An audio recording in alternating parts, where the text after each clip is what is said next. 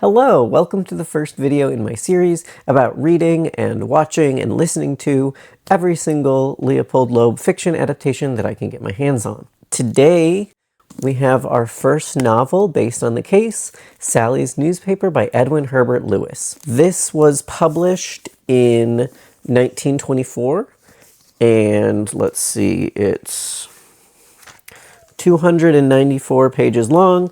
As far as I know, it only had this one printing. I can show you what it looks like without the jacket on. It's nice red. It's in the public domain, so you can read it pretty easily on the Internet Archive or on Google Books. Quick summary for this one. It was published on July 26th in 1924. That was just 3 days after the trial started. Most of this book is a romantic comedy that wouldn't seem out of place on the Hallmark Channel. So the premise is that wealthy 24-year-old Sarah Sallie Flower comes back to the fictional small town of Siganku in Wisconsin, where she grew up.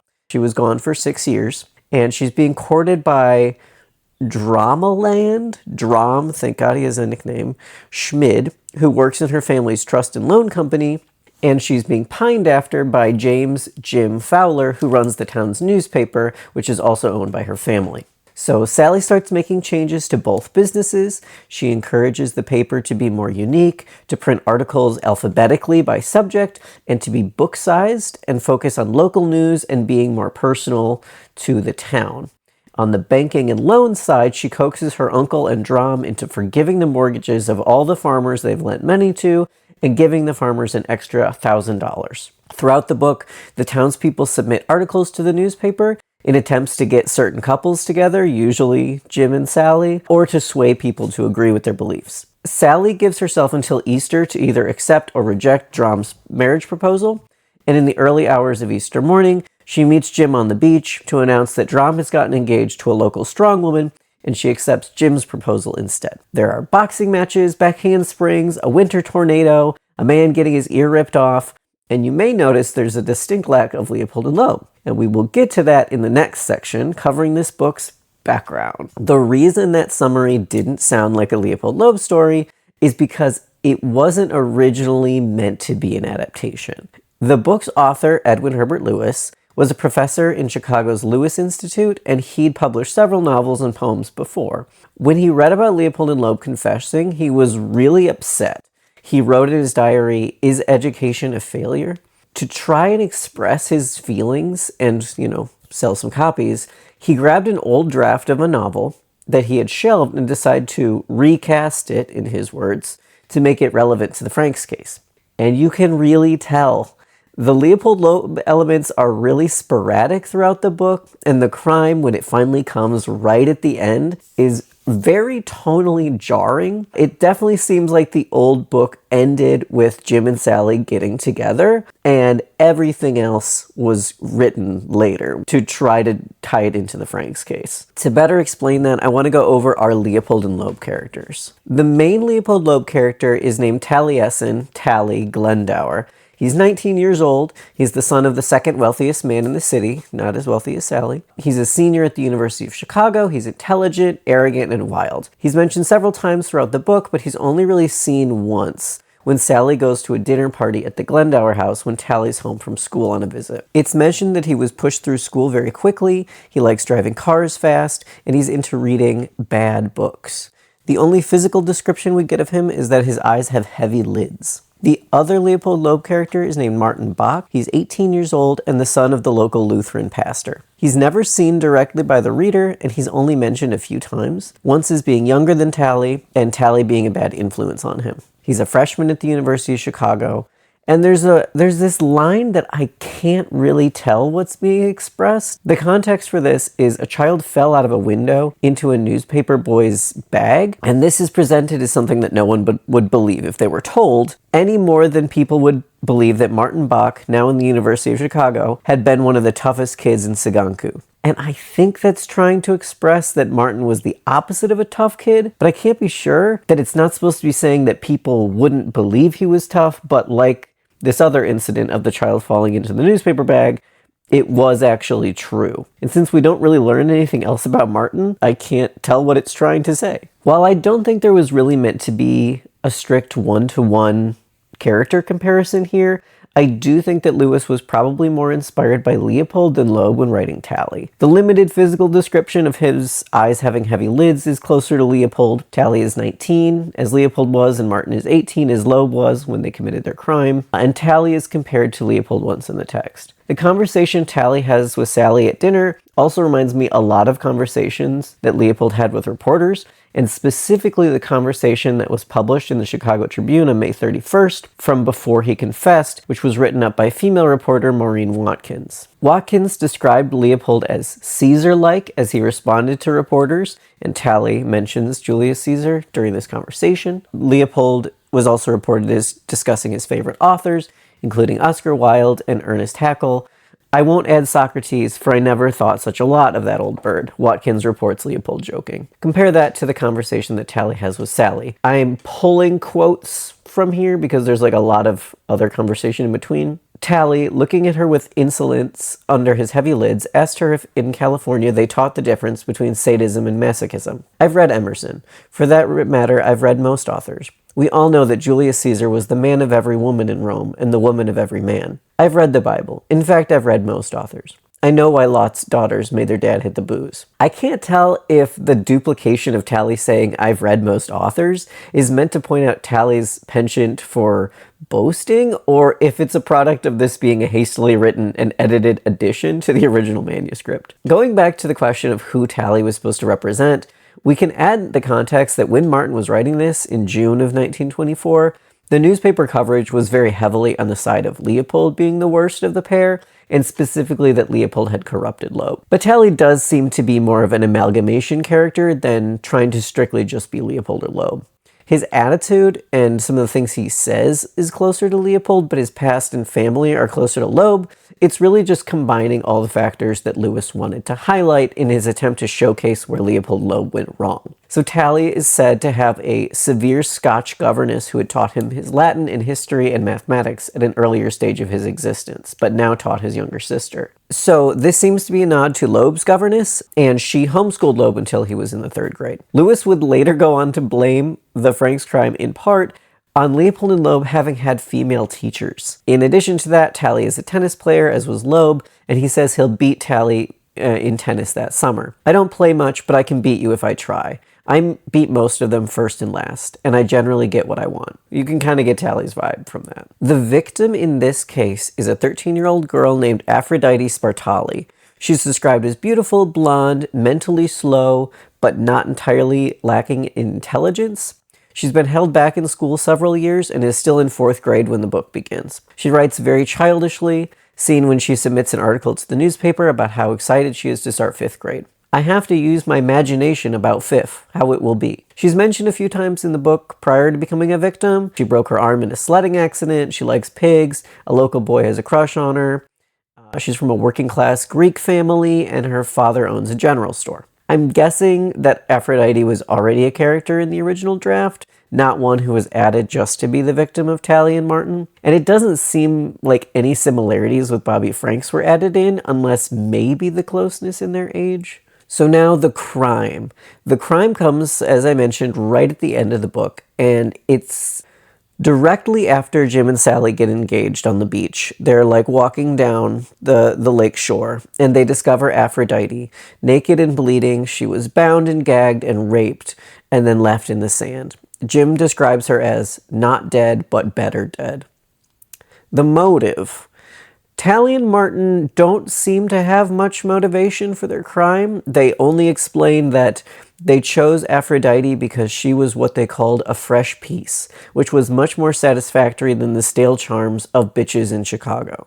The investigation. The only clue the police can find is a book that Tally sent Aphrodite. The book told Aphrodite all that she needed to know about sex and told it in the worst possible way, with pictures of both sexes, so that if she had not been a perfectly healthy and rather slow child, she would have been filled with morbid longings to pluck the fruit of knowledge before it was ripe on the tree of experience. Jim can't think of anyone the book could have come from, so he shows it to Dr. Napper, who is the high school biology teacher.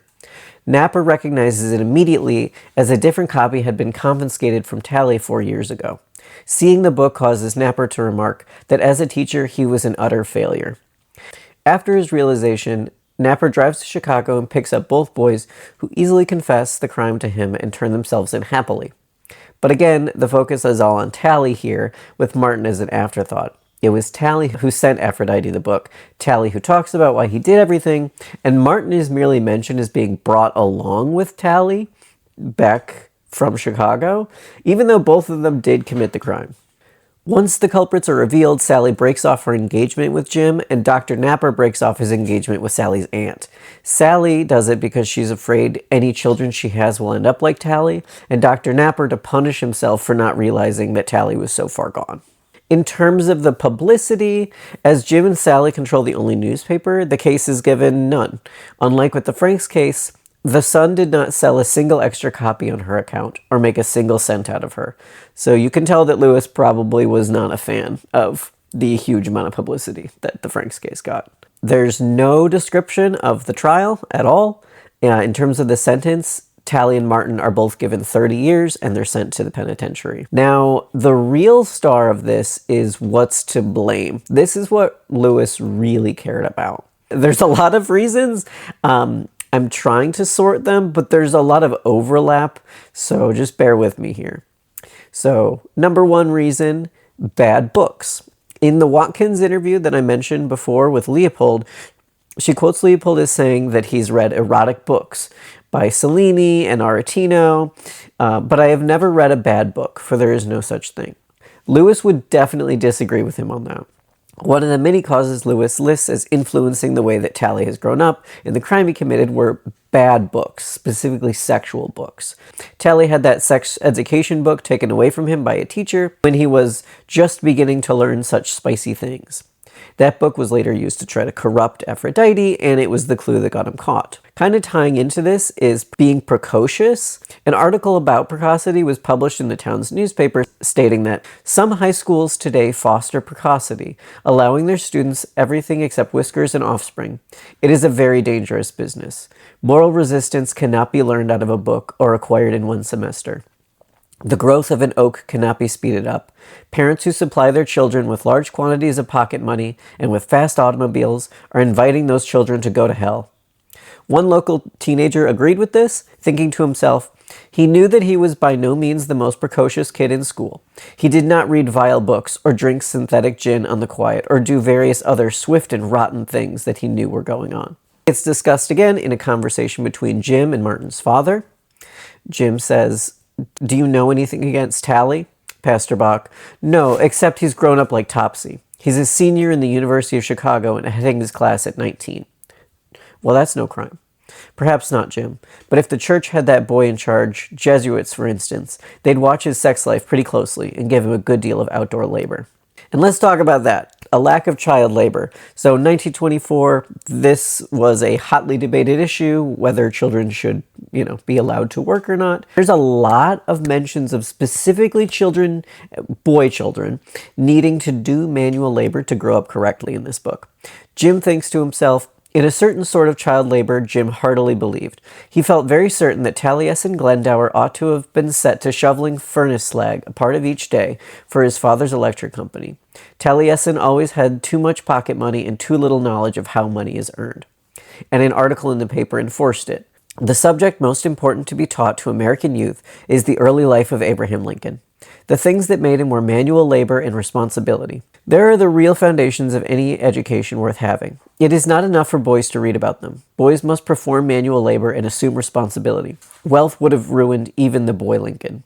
And then we get into, it's tied to manual labor, but farm life versus city life. This book on the whole is definitely conservative in that it has this fear of new things and wants to return to the way things used to be. One newspaper article says that they're currently seeing an acceleration of living the like of which is utterly new on Earth, which could absolutely be found in an article from today talking about AI or in an article from 20 years ago talking about smartphones. More specifically, raising a child on a farm versus a city was thought about by Jim. During the year 1923, another 1,000,000 persons left the farms for the cities. That, of course, was bad for America. Boys ought to suffer hardship and carry responsibility. It was necessary to keep their moral fiber firm. A good modern farm is the best place on which to bring up a boy. Kind of tying into this again, cars. This is kind of one of the funniest crime causes to modern eyes. Lewis's fear of cars and what he thought they did to people. This was again a topic of conversation at the time. The amount of people who were getting killed by cars, especially in accidents. But Lewis goes beyond that. Our nerves are set to a certain rhythm of sleeping and waking, silence and sound. No sudden change of the equilibrium can be made. This is proved by the quality of city manners and city thinking. In Chicago there are no manners, but a certain selfish preoccupation, a certain cruel indifference, not at all strange in a city where crossing the street is a constant menace to life. The sound of the innumerable motors is a constant stimulus to hurry. Night and day this rasping overstimulates the nerves. I have come to think that overstimulated students, deprived of the steadying effect of manual labor, live in a dream that is not far from madness. Tally exhibits this overstimulated need to hurry at his dinner with Sallie. She is disturbed that he plans to leave to go back to school at 10 p.m. Surely the intellectual life did not call for such close calculation and so much strain.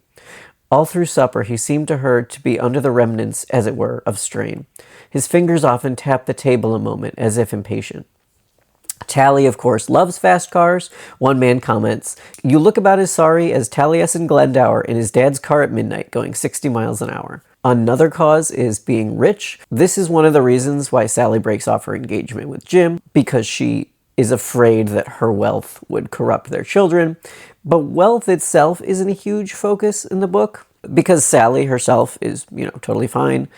It seems that Lewis believes that if wealth is balanced with proper work and monitoring, or I guess if the wealthy person is female, there's little danger. But if parents fail to properly raise their children, giving them little supervision and a lot of money, the blame for their children's actions does seem to be partially on them, according to Lewis. This is a conversation that someone is having with Tally's father. Dr. Napper asked him how much money his father had allowed Tally these last 2 or 3 years. He said only $200 a month. Sam seemed quite unaware of his crime. So all of these previous causes are linked to Tally rather than Martin. The thing with Martin is that he was corrupted by Tally, right? And that is, again, that would be scary for parents, because even if you raise your kids right, if they have bad friends, they can still turn out wrong. When Pastor Bach comes to Jim worried that Martin is an atheist, Jim asks if he's friends with Tally. Tally is a senior at the university and Martin's a freshman, so Bach assumes not. Jim says if they are friends, Tally is so naturally swift that, well, I should be more afraid of Tally than of Darwin. And a last little thing here is genetics linked to mental illness. This is only mentioned once by Sallie. It's not mentioned like in any newspaper articles or throughout the text. Tally and Martin are both said to be crazy. And another part of the reason why Sallie breaks up with Jim is because her parents were cousins. So she's afraid that because there's that blood relation, she's afraid that she's like carrying neurological conditions in her blood, that it's more likely that her children would also be crazy. And so it's safer for her not to have children, because mixing like the potential craziness that she would pass on to them with her wealth would turn out another Tally.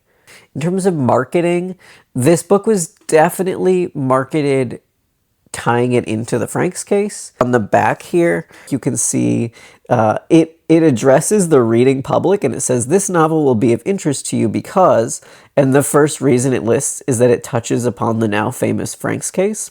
The Chicago Tribune also marketed it as a novel bearing on the Franks case. So even though this was mostly like a romantic comedy and, just kind of a fun little playful dialogue heavy book, it was very heavily like trying to sell copies because of the Franks case connection. But it seems like that was a mistake. The reception for the book was like mixed to positive. Reviewers praised the unique addition of so many fictional newspaper articles in the text, the dialogue, and the humor. But most reviewers who commented specifically on the Franks element were less than impressed. It seems like the public at large was getting enough of that from newspapers, and they didn't really want it in their novels. One reviewer said, "We were inclined to be prejudiced against it because it advertised as touching upon the Franks case, but we read it through and found it a refreshing volume. The reference to the crime of Leopold-Loeb is only casual." One romance-focused reviewer was very upset, writing, "If Dr. Lewis had ended his book with the month of April instead of the month of May, we should have been much happier, and so would the hero and heroine. It was much more pleasant to have them caressing each other on a park bench than it was to turn the page and find their love affair hopelessly wrecked because of the Franks murder. Assuming that the last 11 pages had been left off, we would say the book was a highly original and delightful love story." But in terms of longevity, this book seems to have kind of come and went. As far as I can tell, it only had one printing, and it's been forgotten about today, with no reviews, other than mine, on Amazon, Goodreads, or Storygraph. For me personally, I can't help but be fond of this little novel. This is my third time reading it all the way through, and every time I'm really taken in by the writing, despite feeling like I'm not totally understanding it, and which is a feeling I get sometimes with like older writing. It's like I feel like they're making jokes that I don't quite understand. Everyone is really sarcastic in this book, and they kind of like talk to the side of each other rather than direct conversation. It's pretty misogynistic, but it does have these strong, smart, funny female characters who do push the story along and their relationships along. The primary romance I do find compelling. I think Jim and Sallie are very sweet together. The other two side romances come absolutely out of nowhere, but I am kind of charmed by that rather than finding it ridiculous. Or I guess I find it charming and ridiculous. So I'm working on writing a book about, the Leopold-Loeb fictional adaptations, and I had already written the section about Sallie's newspaper before I did this reread, and I'm glad I did because it's caused me to, rewrite things a little bit. In my original section, I wrote about how this is a very conservative book, which is very in line with, modern conservatism, but I don't totally agree. It is conservative. It is afraid of the future. It upholds the old ways of life and sees things like electricity and cars and noise and sexual education as extremely dangerous. But it's also softer than I remembered. Evolution and atheism are considered potentially dangerous for kids, but one of the most sympathetic and smartest characters is the atheist biology professor. And Jim, the protagonist, is also he reads the Bible every week, but he's very skeptical of it, and he doesn't go to church either. And I'd forgotten how much of this book is focused on the lives of farmers and how banks and the government take advantage of them and make their lives almost impossible. People manipulate the market, trying to just make more money, and there are farmers in this book who commit suicide because they've taken out so many loans that they can't see a way out. This book reveres farmers in a way that is similar to the modern conservative reverence that they receive. They're seen as simple and hardworking folk who are living ideal lives and raising boys the way they ought to be raised, with hard work and little education or money. But I can't see modern bootstrap conservatives advocating for forgiving all of their farm loans or giving the farmers cash bonuses so they can have more time to write poetry and work inefficiently like they do in this book. Sallie literally gives up a third of her wealth to the poor, to the farmers. And I can't see it jiving with what the modern conservative kind of messaging is today. In terms of the Leopold-Loeb content, I am also charmed. It is so different than really anything we're going to see going forward. There's just seemingly no interest in the criminals themselves, the crime, the investigation, or the trial, but there's such a huge need to try to understand why these people got that way and how to stop it in the future. That the book ends with the main couple breaking up because the woman fears that their future children may turn out like the Leopold-Loeb characters. As far as I can remember, that never happens in another adaptation. Actually, in many mystery thrillers, it's usually the opposite, in which a lot of couples get together once the criminals have been defeated. But that's how central the fear over the development of the killers is to this novel. And I find that awesome. It's so specific to the time period when they were so afraid, this horrible thing happened. How do we stop it? How do we make sure this isn't our future going forward? There's just going to be so many more of these types of crimes. I do wish we'd gotten to know more about Tally, and especially Martin. We don't know anything about Martin. We don't know anything about the relationship that Tally and Martin have. We really don't. I mean, the motive they give doesn't seem to make much sense to me. We have no idea why they confess so easily without even getting the police involved. So if you went into this looking for Leopold-Loeb, I do think it would disappoint you. I don't think this is a novel for everyone, but I do think that some people would get enjoyment out of the romance plot and clever language, but maybe not if their primary interest is in the Leopold-Loeb angle, because that's just such a small part of this book. If we're going with like a letter grade, I think I would give this like a B- for now, and we will see how the rest stack up. In terms of what's next, up next chronologically would be the 1924 movie Broken Laws, which kind of ties into this book because it also seems to mostly be concerned with how the Leopold-Loeb characters went wrong and how to stop it from happening. But since I have to go to Belgium to see that, it's getting bookmarked for later. The next ones after that were either lost to time or they're short stories, which I'll cover in wrap-up videos because I just don't have enough information about them to sustain full videos about each of them. So the next work I'll be covering is the 1929 play Rope by Patrick Hamilton. See you then.